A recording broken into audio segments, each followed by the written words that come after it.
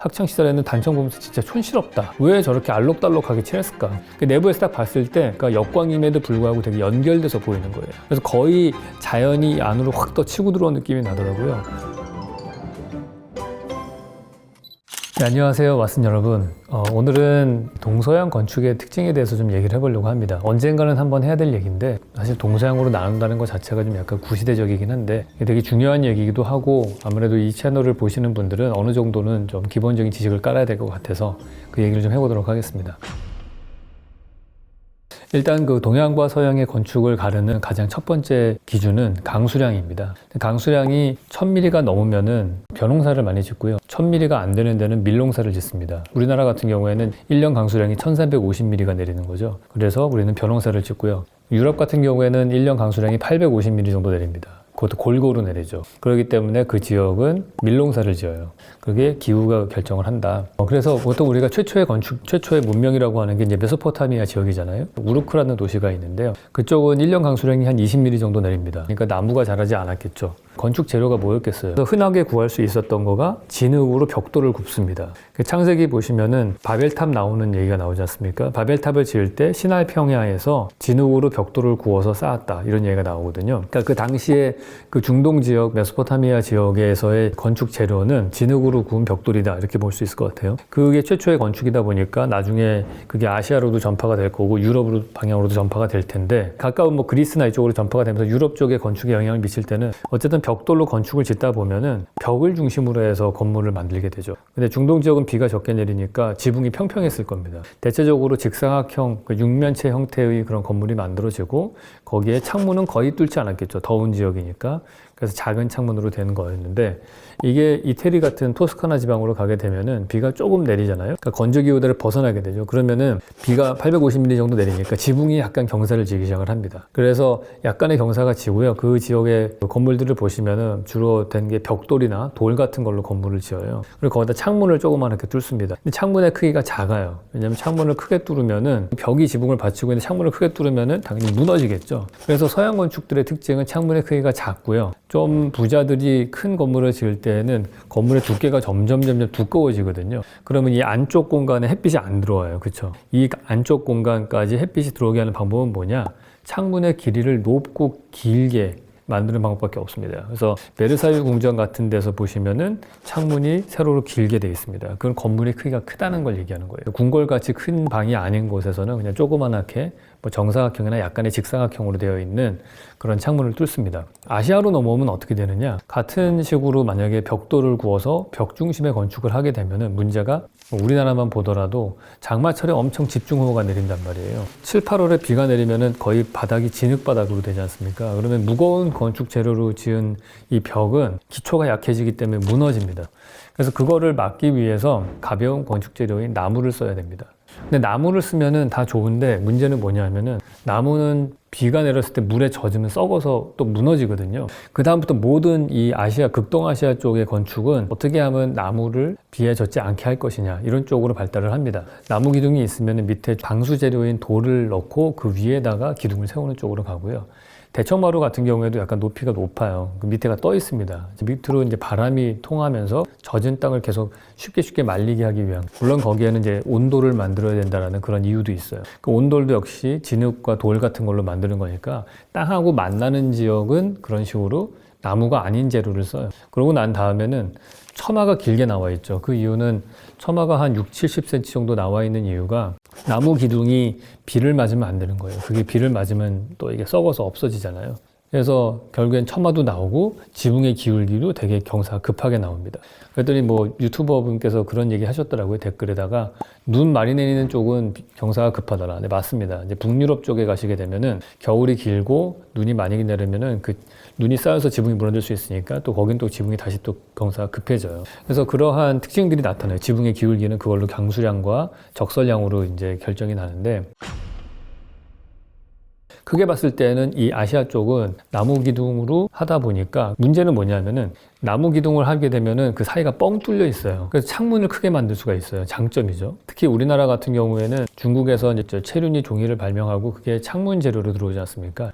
그러니까 창문이 가볍고 커요. 여름철 같은 때는 이 종이로 된 재질이니까 접어가지고 들창으로 이렇게 천장에다가 매달지 않습니까? 그래서 바람이 완전히 잘 통하게 됩니다. 근데 반면에 유럽은 창문이 작아요. 그리고 종이가 없었던 시절이었기 때문에 종이가 전파되기 전에 유럽은 나무로 된 덧문을 만들어놔요. 그래서 우리가 유럽 여행 가시면은 나무로 된 덧문을 항상 그 벽에다가 이렇게 접어서 붙여놓은 경우가 있어요. 그래서 요즘에는 보시면 그 나무 덧문을 바깥으로 열고 그 안에 유리창문이 있는데 옛날엔 그 유리창문이 없었겠죠. 유리라고 하는 게 유럽에서는 고딕 성당 그 중세시대 뭐 12세기, 13세기에 돼서야 유리가 창문의 재료로 쓰이기 시작하는데 그 옛날에는 덧문으로 된 나무 덧문으로 된 걸로 막아놨단 말이에요. 그러니까 햇빛이 더 안 들어오겠죠. 바깥 경치를 볼 일이 거의 없어요. 추우면 창문 닫아야 되고 창문 닫는 순간 바깥이 안 보여요. 그러니까 이 사람들은 안에서 밖을 볼 일이 거의 없어요.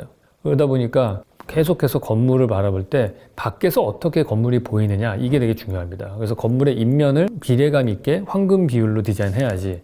그러니까 밖에서 건물을 바라보는 쪽으로 가고요. 서양 사람들은 난방 시스템도 온돌이 아니니까 벽난로를 두잖아요. 난로를 두는 쪽이란 말이에요. 층고도 되게 높게 지을 수가 있어서 몇 층짜리 건물을 짓는 거죠.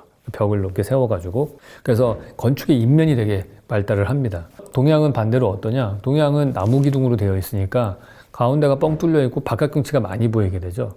그러다 보면은 밖의 경치와 나를 항상 생각하게 돼요.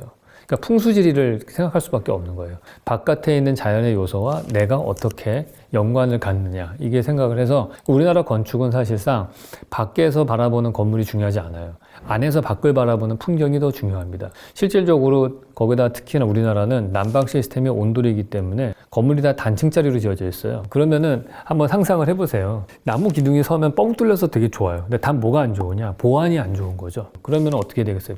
담을 세우는 겁니다. 그러니까 서양 건축은 기본적으로 큰 건물들이 막 이렇게 있고 담이 별로 없어요. 왜냐하면 벽 자체가 보안을 다 해주기 때문에 그렇거든요. 그런데 우리나라 건축은 그 보안을 확보하기 위해서 담장을 세웁니다. 그러니까 동양 건축의 특징은 이 지붕이 중심으로 된 건물들이 있고 되게 개방성이 강하고 그리고 담장이 놓여져 있어요. 그럼 그 담장하고 그 사이에 마당이라는 공간이 나오죠. 그 공간이 우리나라 건축, 전통 건축의 되게 큰 특징입니다.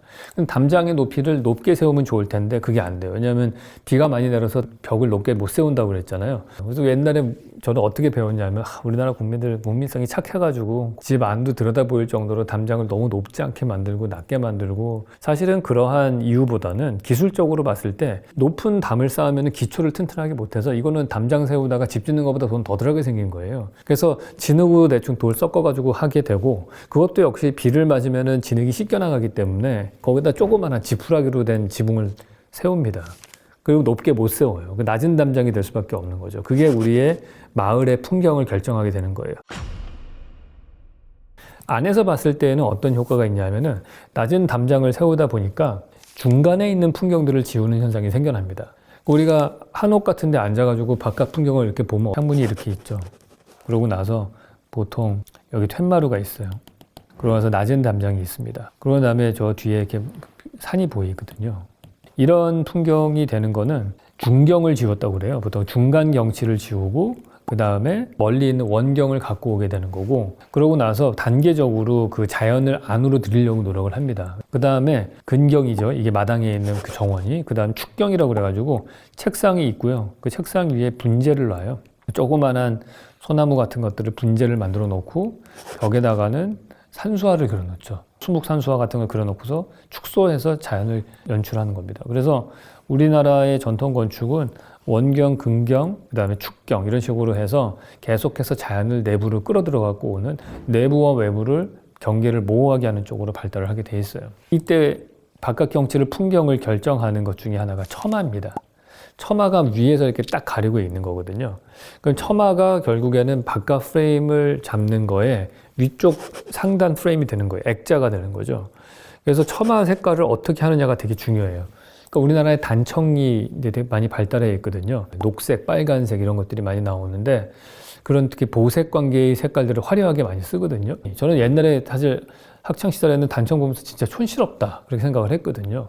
왜 저렇게 알록달록하게 칠했을까? 선명한 색깔로 칠했잖아요. 왜 그럴까 했는데 자연을 보면은 주 색깔이 녹색과 브라운 계열입니다. 나뭇가지는 약간 그 자주색 계열의 밤색 이런 것들이죠. 이파리는 되게 녹색이죠. 최근에 불국사를 갔는데 불국사에 단청이 쫙 있는데요. 어느 날 그 앵글을 딱 봤더니 이렇게 처마가 이렇게 석가래가 이렇게 있는데 이 색깔을 흉내내서 여기에 단청을 막 칠을 하는 거예요. 자주색으로. 그리고 이 녹색을 흉내내가지고 또 다른 걸 칠을 하는 거죠. 그래서 전반적으로 봤을 때 이 모든 색깔의 흐름이 경계가 모호해지는, 이게 모호해지면서 랜드스케이프이 안쪽까지 딱 들어오는 느낌이 나게 하는 거거든요. 채도는 낮고 명도는 높게 한 이유가 이 안에서 바라보는 사람 시선에서 보시면은 바깥이 밝으니까 처마 부분이 역광으로 보이잖아요. 어둡게 보인단 말이에요. 그래서 그거를 그냥 일반적인 색깔로 칠을 하면은 되게 칙칙해 보일 거예요.